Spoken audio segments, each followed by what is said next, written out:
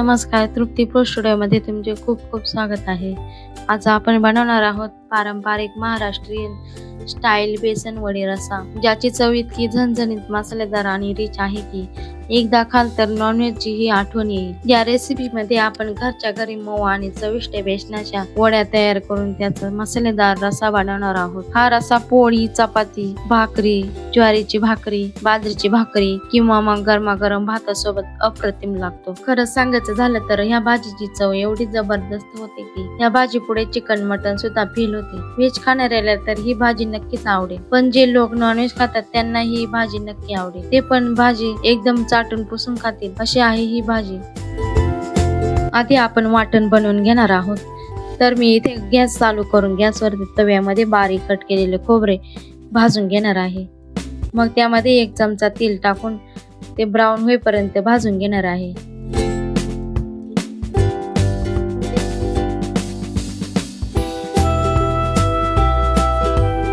मग ते चांगले भाजलेले आहे. आता आपण ते काढून घेऊ. नंतर त्यामध्ये बारीक कट केलेला कांदा तो पण चांगला तेलामध्ये भाजून घेणार आहे.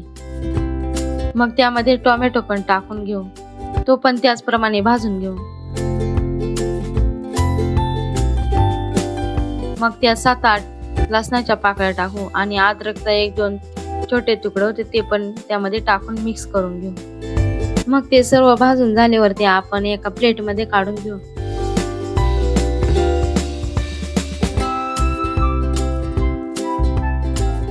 त्यानंतर मिक्सरचं भांडं घेऊन त्यामध्ये हे सर्व भाजलेले मसाले टाकून घेऊ आणि वरून थोडी कोथिंबीर टाकू. मग ते सर्व मिक्सरमध्ये बारीक करून घेऊ.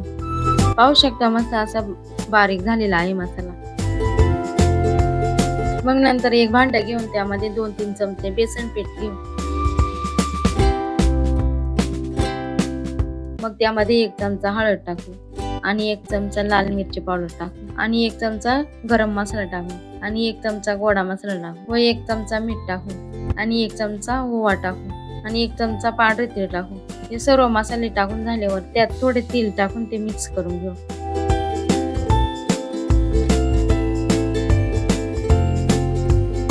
मग वरून थोडं थोडं पाणी टाकून ते मळून घेऊ. मग त्याचा गोळा बनवून घेऊ.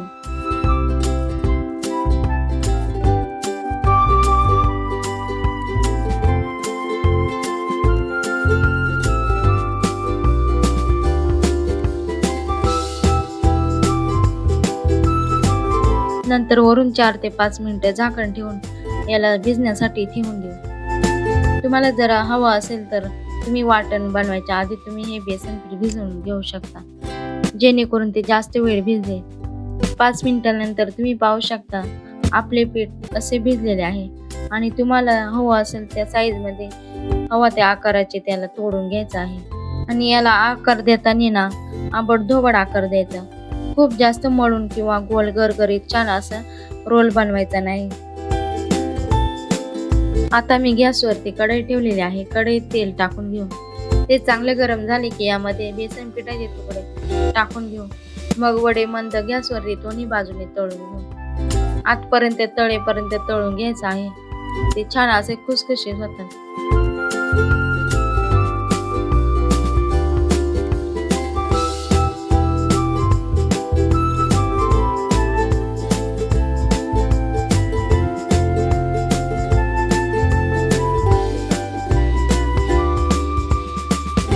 आता ते तळून झालेले आहे. आता आपण ते वडे काढून घेऊ. आता त्यानंतर त्याच तेलामध्ये आपण भाजी बनवणार आहोत. मग त्यात खडे मसाले टाकू. तमालपत्र, लवंग, दालचिनी, मिरी, कढीपत्ता हे टाकून घेऊ. नंतर त्यात 1 चमचा हळद, 1 चमचा लाल मिरची पावडर, 1 चमचा गरम मसाला आणि थोडे धना पावडर टाकू आणि कांदा मसाला टाकून घेऊ. हे सर्व मसाले मिक्स करून घेऊ.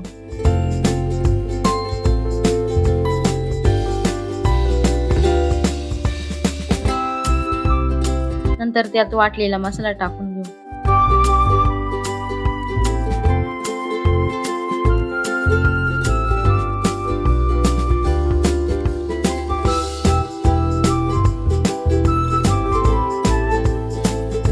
मग त्यामध्ये चवीनुसार 1 चमचा मीठ टाकू. मग ते सर्व मसाले मिक्स करून घेऊया.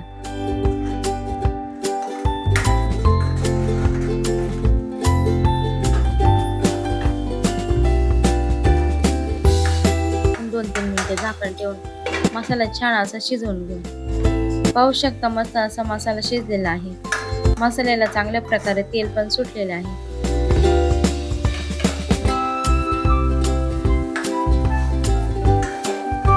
आता त्यामध्ये थोडं गरम पाणी केलेलं होतं ते टाकून घेऊ. मग गरम पाण्यामुळे भाजीला छान अशी तरी येते.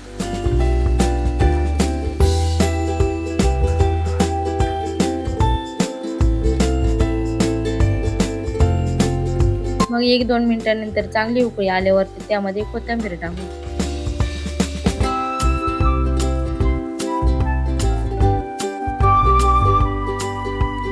मग नंतर त्यात ते तळलेले वडे एक करून टाकून घेऊ. मग मस्त असं वडे शिजेपर्यंत बारीक गॅस ठेवून शिजवून घेऊ.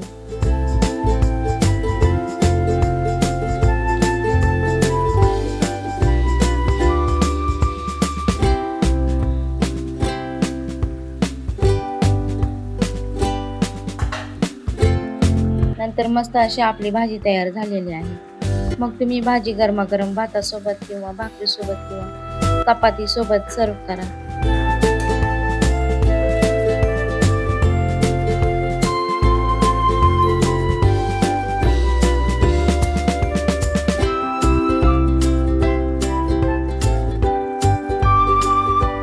ही रेसिपी कशी वाटली ते कमेंटमध्ये नक्की सांगा. व्हिडिओ आवडल्यास लाईक शेअर नक्की करा.